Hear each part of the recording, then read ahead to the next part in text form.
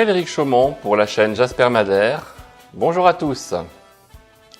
Le quatrième pouvoir sera un outil permettant d'asseoir la souveraineté du peuple.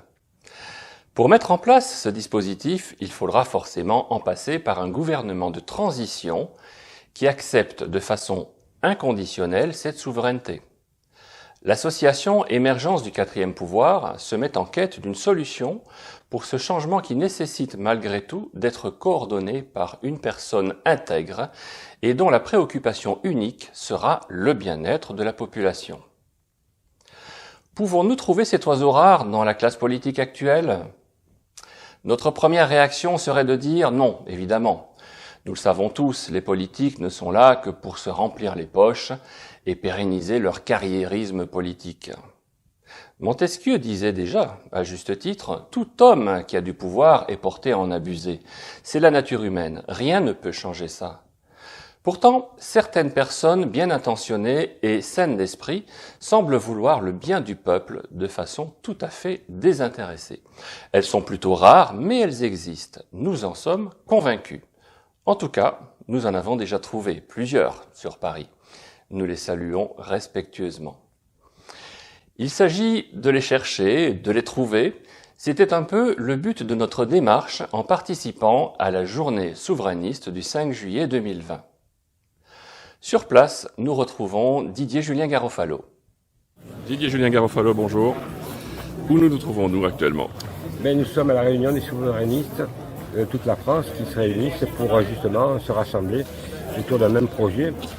Comme je l'ai précisé lors de mes différentes interventions sur la chaîne Jasper Madère, nous sommes là pour avancer et surtout pour qu'il y ait un grand changement qui soit vraiment un rassemblement de toute la France et de tous les citoyens surtout. D'accord, qu'est-ce qu'on peut espérer de cette journée ? Écoutez, déjà c'est des prises de contact, comme je l'ai déjà dit, et surtout voir le programme et qu'après nous puissions en référer à tous les gens qui sont au quatrième pouvoir. C'est qui est pour nous indispensable de rapporter exactement la journée qui s'est passée, si elle a été positive ou négative. Et après, les gens décideront de ce qu'ils veulent faire. Une sorte d'union sacrée, c'est un peu le but ? Oui, c'est l'union sacrée parce qu'on se rend compte, bien entendu, qu'aujourd'hui, on ne peut faire que l'union sacrée pour mettre dehors M. Macron et toute sa bande de francs-maçons qui discréditent la France, mais surtout qui ont pourri la France et les Françaises et les Français. Merci Didier Julien Garofalo. Merci beaucoup. Grâce à cette journée, nous avons pu amorcer un dialogue enrichissant avec messieurs Nicolas Dupont-Aignan et Florian Philippot. Valideront-ils cette idée d'un quatrième pouvoir ? Cela reste à espérer. Quoi qu'il en soit, nous avons pu constater que ces deux hommes politiques sont les premiers à se détacher nettement d'un carcan politique un peu trop convenu et à jouer un peu plus dans la cour des rebelles et des contestataires. En tout cas, cela correspond clairement au contenu de leur discours. Écoute, moi je voudrais remercier Florian de l'organisation de cette magnifique fête champêtre. Ce que je veux dire très clairement, c'est comment convaincre les Français de changer de cap, de battre Macron, de rétablir l'indépendance de la France, si les souverainistes sont dans des chapelles ou parce qu'il y a des nuances, ils ne se parleraient pas, ils ne travailleraient pas ensemble. On ne peut pas convaincre les Français si on n'est pas capable de se rassembler. Et quand je me suis baladé avec les adhérents, j'ai découvert qu'il y avait beaucoup de gens de debout la France. Parfois, ils m'ont dit « on a les deux cartes ». Ça veut dire quoi? Ça veut dire que l'indépendance de la France, la liberté du pays est le point commun de tous les adhérents de nos partis respectifs. Il y a des nuances sur la méthode pour y arriver, sur la manière de renégocier les traités, mais qu'importe, tout le monde a compris qu'on ne résoudra pas la crise de l'ordre public, la crise de la production nationale, du chômage, de l'écologie, si on ne retrouve pas notre liberté collective. Et nous avons maintenant moins de 2 ans pour bâtir le projet qui sera capable de rassembler les Français, qu'ils soient de gauche, de droite ou d'ailleurs, on s'en fiche complètement. Ce qui compte, c'est de sauver le pays. Et je pense que ici, en tout cas tous ceux qui étaient ici, en ont une conscience absolument intime, charnelle, et en plus au cœur de l'île de France. On sait ce que représente la France. Et ça fait très plaisir de voir autant de jeunes, ça fait très plaisir de voir tous les milieux sociaux. Le rassemblement du pays, il est là, au-delà des appareils politiques. Et je pense que cette journée augure bien de la suite. Vraiment. Merci, complètement d'accord. Merci Nicolas pour ta participation. Les principaux membres de notre association n'ont évidemment pas adhéré au mouvement des Patriotes ni à Debout la France. Nous proposons des axes d'action, des projets d'insertion d'un quatrième pouvoir qui pour nous sont incontournables pour le bon fonctionnement démocratique de notre pays.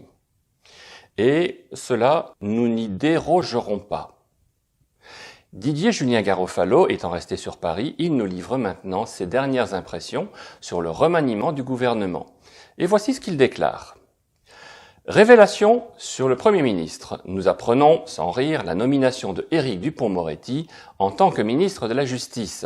Nous avons là tous les ingrédients d'une cocotte minute qui va exploser devant un nouveau gouvernement de marionnettes au service de la franc-maçonnerie véreuse et gangrénée par le nouvel ordre mondial.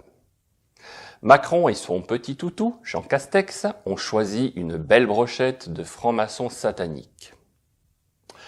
À très bientôt sur Jasper Madère, chaîne qui secoue le cocotier de cette oligarchie sans scrupules. La France se rassemble contre cette mafia. Merci Monsieur Garofalo. Vous l'avez compris, ce nouveau gouvernement sonne comme une véritable provocation. Nous prévoyons d'en parler sur notre prochaine vidéo qui sera consacrée à ce remaniement. On n'avait encore jamais vu un ministre nommé au ministère de l'Intérieur avec une plainte pour viol. On croit rêver tellement c'est trop gros. Je ne vous parlerai même pas du défenseur des djihadistes comme ministre de la Justice. Nous approfondirons ce sujet, c'est promis. Dans l'immédiat, le plus urgent est de tout faire pour que très vite le quatrième pouvoir puisse imposer sa souveraineté populaire, car notre vie nous appartient. Nous ne sommes pas la propriété des banques et encore moins celle des oligarques. Donc, bienvenue dans l'association Émergence du quatrième pouvoir. Nous travaillons maintenant très activement sur la mise en place effective de cette démocratie véritable. Le nombre de nouveaux adhérents qui nous rejoignent chaque jour confirme bien que vous êtes partants.